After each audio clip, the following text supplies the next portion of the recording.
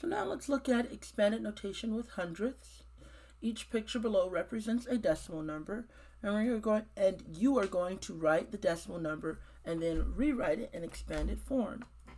So we're starting with the picture. There are 2 whole units, 4/10, and 6/100. And so you'll write 2 whole units and 4/10, 6/100, or 46/100. And then when you put it in expanded notation, you'll have 2 plus 4/10 plus 6/100. That makes sense because whenever expand means to make wider.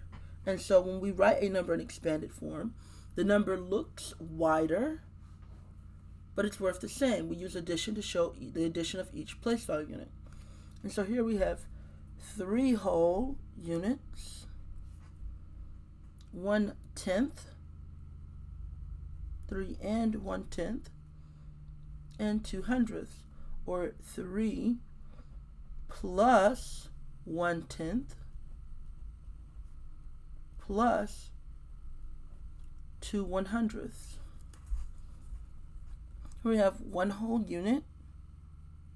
Now actually, let's do this one together. Here we have, and it tells us be careful. So I notice that I have 100 hundredths,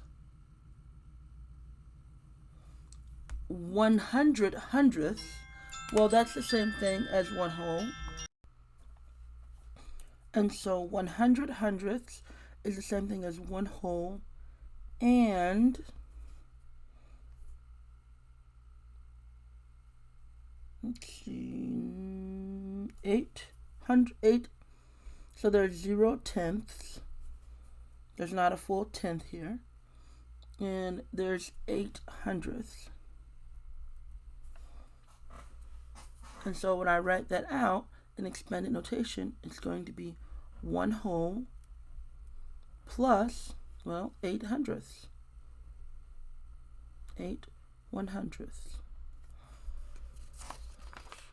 Now you'll use the place value chart to rewrite each number below, even though you don't have a picture. So 135 and 62/100 becomes 100 plus 30 plus 5 plus 6/10 plus 2/100.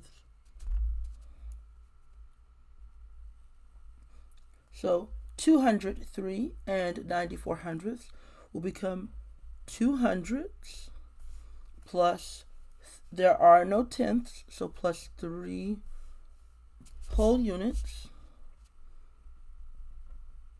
plus 9/10 plus 4/100, like so.